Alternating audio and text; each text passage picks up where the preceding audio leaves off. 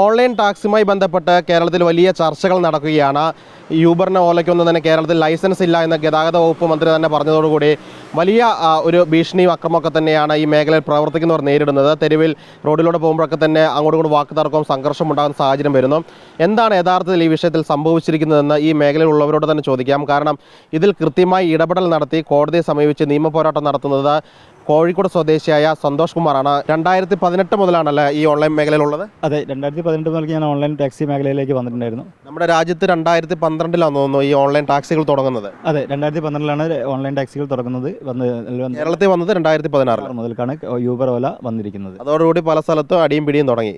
അതെ, ശരിക്കും പറഞ്ഞാൽ പരമ്പരാഗത ടാക്സിക്കാർ നമ്മളെ വഴിയിൽ തടഞ്ഞു വെക്കുകയും വണ്ടിയുടെ കാറ്റൊഴിച്ച് വെക്കുകയും ഞാൻ തന്നെ നിരവധി തവണ അതിന് ഇരയായ ആളാണ്. 2020 അഗ്രിഗേറ്റർ പോളിസി എന്ന് പറഞ്ഞൊരു കേന്ദ്രം ഇതിനൊരു സൊല്യൂഷൻ വെച്ചത്. അതായത് മോട്ടോർ വാഹന വകുപ്പിൻ്റെ 93 അമെൻമെൻറ്റ് ചെയ്തിട്ടാണ് ഈ ഒരു പോളിസി കൊണ്ടുവന്നിരിക്കുന്നത്. 2016 17 ചെറിയ ചെറിയ പോളിസി ഇഷ്യൂസ്, അതായത് ജനങ്ങളുടെ പ്രൈവസി ഇഷ്യൂമായി ബന്ധപ്പെട്ടപ്പോഴാണ് കേന്ദ്ര സർക്കാർ ഇതിനൊരു നിയമം കൊണ്ടുവരണമെന്നുള്ളതും ഇതിനൊരു മാർഗ്ഗനിർദ്ദേശം ഇതിനെ കൃത്യമായ രീതിയിലേക്ക് വരണം എന്നുള്ളത് ആലോചിച്ച് ഒരു പോളിസി രൂപീകരിക്കുന്നത് 2020 അതിനു മുമ്പ് 2018 മുതൽ തന്നെ ഞങ്ങൾക്ക് ഇവിടെ ഒരുപാട് സമരങ്ങളും മറ്റുള്ള കാര്യങ്ങളുമായിട്ട് പരമ്പരാഗത ടാക്സിന് എടുത്ത് ഒരുപാട് പ്രശ്നങ്ങൾ നേരിട്ടു. ആ സമയത്ത് കമ്പനികൾ, അതായത് യൂബർ ഓല പോലുള്ള കമ്പനികൾ ഇതിൽ ഇടപെടാതെ അവർ മാറി നിൽക്കുകയും ഇതിൻ്റെ എല്ലാ ഉത്തരവാദിത്തവും ഡ്രൈവറായ ഞങ്ങളുടെ തലയിലാണെന്ന് പറഞ്ഞ് അവർ മാറ്റി നിർത്തുകയാണ് ചെയ്തത്. അങ്ങനെയാണ് ഞങ്ങളിത് പോലീസ് സ്റ്റേഷനിൽ പോയി. പോലീസ് സ്റ്റേഷനിൽ ഞങ്ങൾ ഇതിനെ കേസായി. ഇവിടുത്തെ യൂണിയൻ നേതാക്കൾ പ്രബലരാണ്. അത് ഏത് രാഷ്ട്രീയ പാർട്ടികളാണെങ്കിലും അവരെ യൂണിയൻ നേതാക്കൾ പ്രബലരാണ്. അവരെ യൂണിയൻ സ്വാധീനങ്ങളും രാഷ്ട്രീയ സ്വാധീനങ്ങളും ഉപയോഗിച്ച് ഞങ്ങളെ കേസ് അട്ടിമറിക്കാൻ നോക്കി. ഞങ്ങളത് നിരന്തരമായ ശ്രമത്തിന് മുകളിൽ ഞങ്ങൾ ഹൈക്കോടതിയിൽ പോയിട്ട് കോഴിക്കോടിന് വേണ്ടി കലക്ടറെ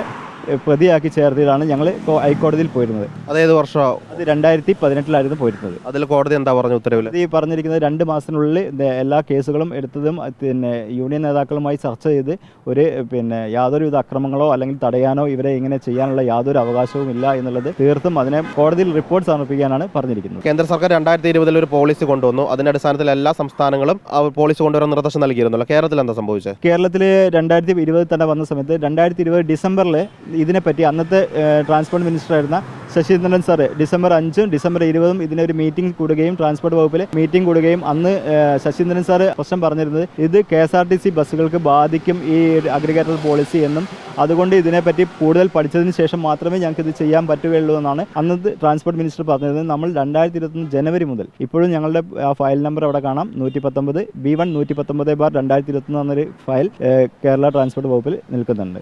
ഞങ്ങളുടെ ഇവിടുത്തെ MLA ആയിരുന്ന PT റഹീം സാറിനെ കൊണ്ട് നിയമസഭയിൽ 2023 നമ്മൾ ചോദ്യങ്ങൾ കൊടുക്കുകയും ചെയ്തു. ആ ചോദ്യങ്ങൾ കൊടുത്തതിന് അടിസ്ഥാനത്തിൽ ആന്റണി രാജ് സാർ അന്ന് പറഞ്ഞിരുന്നത് കേരള സവാരി ഒരു പൈലറ്റ് പ്രൊജക്ട് മാത്രമായിട്ടാണ് അവതരിപ്പിച്ചതെന്നും ഇവിടെ സംസ്ഥാനത്ത് ഓൺലൈൻ ടാക്സി നിലവിലില്ല എന്നും പറഞ്ഞു. ഇതേ സംഭവം ഞങ്ങൾ കമ്പനികളെ അറിയിച്ചിട്ടുണ്ട്. ഈ ഒരു പ്രസ്താവന വന്നത് കമ്പനികൾ ലൈസൻസ് എടുക്കാൻ വേണ്ടിയിട്ടും ഈ പോളിസി ഇംപ്ലിമെന്റ് ചെയ്യാൻ വേണ്ടി കമ്പനിയുടെ അടുത്ത് ഞങ്ങൾ ആവശ്യപ്പെട്ടു. പക്ഷേ അവരും അതിന് ഒരു അനുകൂല സമീപനമല്ലായിരുന്നു ഉണ്ടായിരുന്നത്.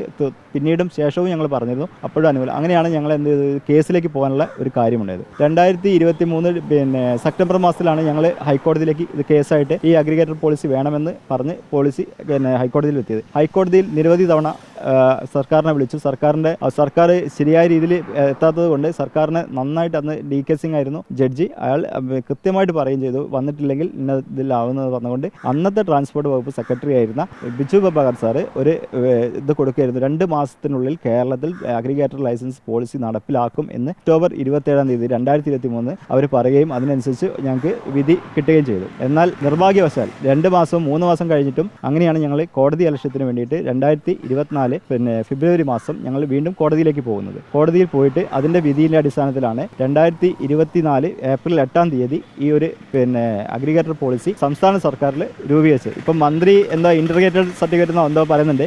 മന്ത്രിയുടെ തെറ്റായിരിക്കാം, നാക്കുപിഴവ് എന്തായിരിക്കും, അല്ല അറിവില്ലായ്മയായിരിക്കും. അപ്പം കൃത്യമായിട്ടും ഞങ്ങൾ അഗ്രിഗേറ്റർ പോളിസി എന്നാണ് വാക്ക്. അതെ, അഗ്രിഗേറ്റർ പോളിസി എന്നാണ് ഇതിൻ്റെ ശരിയായ കാര്യം. അത് നിയമമാണ്, അതിൻ്റെ അപേക്ഷയാണ് കൊടുക്കേണ്ടത്. ഇത് ചെയ്യേണ്ടത് ഇന്ന കാര്യങ്ങളാണ്. ഈ പറയുന്ന മിനിസ്റ്റർ മുന്നിൽ കഴിഞ്ഞ ജൂലൈ 21 മിനിസ്റ്ററെ മുന്നിൽ പോയിട്ട് ഞാൻ സംസാരിച്ച ആളാണ്. ഈ കാര്യങ്ങൾ ഈ ഓൺലൈൻ ടാക്സി സംബന്ധമുള്ള അപേക്ഷേൻ്റെയും ലൈസൻസിൻ്റെയും എല്ലാ കാര്യങ്ങളും അന്ന് ജൂലൈ 1 മുതൽക്ക് 3 മാസത്തേക്ക് കേന്ദ്ര ഗവൺമെൻറ് പുതുക്കിയ ഒരു മാർഗ്ഗനിർദ്ദേശ രേഖ പറഞ്ഞിട്ടുണ്ടായിരുന്നു. അപ്പോൾ ആ 3 മാസത്തിനുള്ളിൽ ആ പുതുക്കിയ മാർഗ്ഗനിർദ്ദേശം കൂടി ആഡ് ചെയ്യണം എന്ന് പറഞ്ഞിട്ട് കേന്ദ്ര സർക്കാർ കൊടുത്തിരുന്നു. അത് വലിയ മാറ്റങ്ങളല്ല, അതിൽ കുറച്ച് കാര്യങ്ങളാണുള്ളത്. അത് ഇതിലെ ഒരു പോളിസി രൂപീകരിച്ച് അതിലേക്ക് മാറ്റങ്ങൾ വരുത്താനുള്ള കാര്യങ്ങളും അത് നിർദ്ദേശങ്ങൾ കൊടുത്തിരിക്കുന്നതാണ്. അത് 3 മാസത്തിനുള്ളിൽ അത് നടപ്പിലാക്കി ചെയ്യണം എന്നാണ് പറഞ്ഞിരിക്കുന്നത്. പക്ഷേ ഉദ്യോഗസ്ഥന്മാർ ആ ഒരു പിന്നെ ഇതിൻ്റെ മുകളിൽ മറയാക്കിയിട്ടാണ് ഞങ്ങളെ ഡിലേ വരുത്തിയിരുന്നത്. ഇനിയുള്ള സംശയം എന്ന് പറഞ്ഞാൽ കേരളത്തിന് ഒരു അഗ്രിഗേറ്റർ പോളിസി ഉണ്ട്. ആ പോളിസി നിങ്ങൾക്ക് തൃപ്തികരമാണോ? അത് കേന്ദ്രത്തിന് അതേ പാറ്റേണിലുള്ള പോളിസിയാണോ? ഇപ്പം നിലവിലുള്ളത് കേന്ദ്രത്തിൻ്റെ അതേ പാറ്റേണിലുള്ള ഒരു പോളിസിയാണ്. അതിൽ 7 സീറ്റ് വരെ വണ്ടികൾ എന്ന് മാത്രമേ അതിൽ കൊടുത്തിരിക്കുന്നു. കുറച്ചുകൂടി കാര്യങ്ങൾ അതിൽ വ്യക്തത വരുത്താനുണ്ട്. കാരണം കേരളത്തിൽ നിയമപരമായിട്ട് ബൈക്ക് ടാക്സിക്ക് അനുവദനീയമല്ല. അതുപോലെ തന്നെ പൂൾ ടാക്സി, അതായത് ഷെയർ ടാക്സി എന്ന് പറയുന്ന അത് രണ്ടും കേരള സർക്കാർ ഇതുവരെയായിട്ടും ഇംപ്ലിമെൻറ്റ് ചെയ്തിട്ടില്ല. പക്ഷേ അത് ആ പോളിസിയിൽ അത് കാണുന്നുണ്ട്. പക്ഷേ അതിനെപ്പറ്റി പ്രത്യേകിച്ചൊന്നും മെൻഷൻ ചെയ്തിട്ടില്ല. അതുപോലെ തന്നെ ഇതിൻ്റെ വ്യക്തതക്കുറവ് ഒരുപാട് കാര്യങ്ങൾ ഞങ്ങൾക്ക് ഇപ്പോഴും ട്രാൻസ്പോർട്ട് വകുപ്പിൽ ഉണ്ട്. കാരണം ഈ ഒരു പോളിസി രൂപീകരിക്കുമ്പം ഏറ്റവും പ്രധാനമായി വേണ്ടത് റേറ്റ് താരിഫ് എന്ന് പറഞ്ഞൊരു കാര്യമാണ്. ആ റേറ്റ് താരിഫ് ഇതുവരെയായിട്ടും നിശ്ചയിച്ചിട്ടില്ല. ഇപ്പോഴും ട്രാൻസ്പോർട്ട് വകുപ്പിന് ഏറ്റവും വലിയ ആശങ്കയായിട്ട് നിൽക്കുന്ന ഈ റേറ്റ് താരിഫിൻ്റെ മുകളിലാണ്.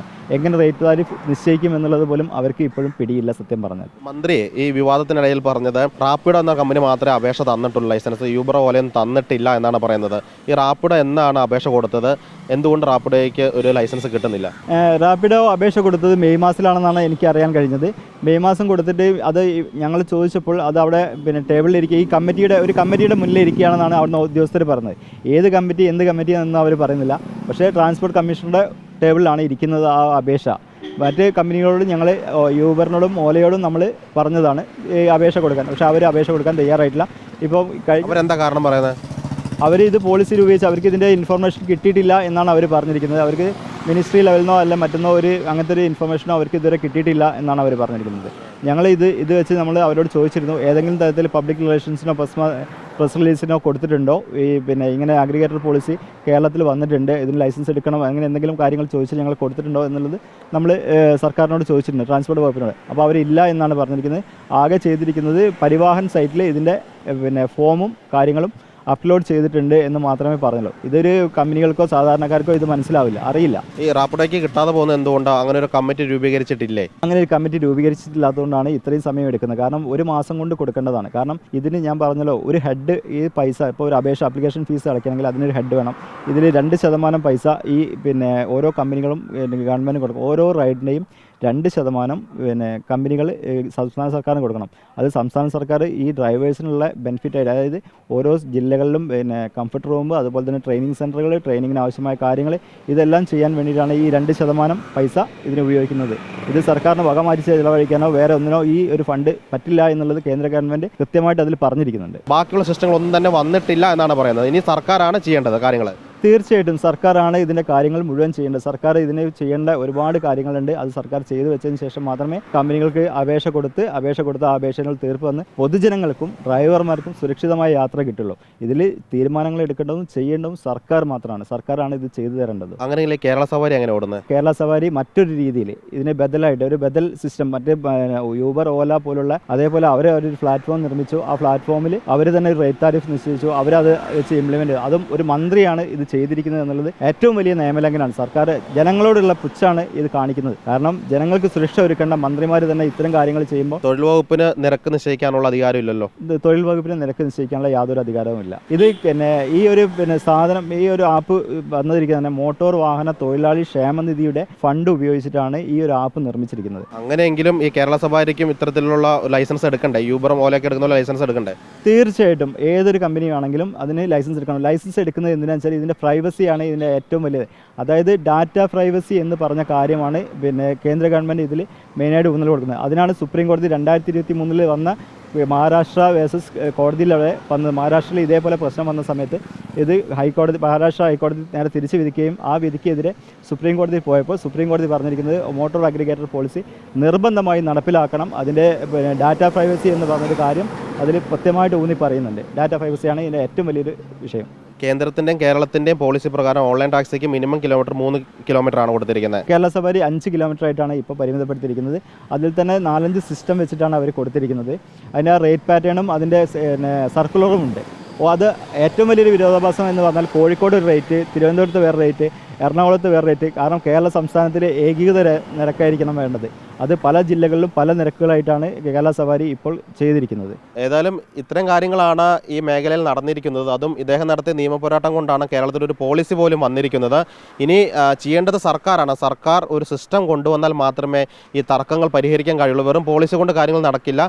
ഒരു സിസ്റ്റം കൊണ്ടുവന്ന് ഓല, യൂബർ പോലുള്ള കമ്പനികളെ അത് അറിയിച്ച് ലൈസൻസ് എടുക്കാനുള്ള സംവിധാനം ഒരുക്കി ലൈസൻസ് എടുത്ത് സർക്കാർ ബാക്കി സംവിധാനങ്ങൾ ഒരുക്കിയാൽ മാത്രമേ ഈ സംഘർഷമില്ലാതെ ഈ ടാക്സി മേഖലയിൽ ഇവർക്ക് വാഹനം ഓടിക്കാൻ കഴിയുകയുള്ളൂ. കോഴിക്കോട് നിന്ന് വീഡിയോ ജേർണലിസ്റ്റ് ഷനിൽ കണ്ണനൊപ്പം reporter Sinoj Thomas, in reporter.